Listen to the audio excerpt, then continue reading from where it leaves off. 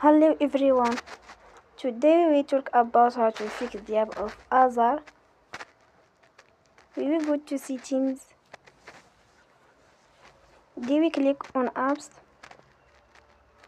After that you will search the app Azar and you will click.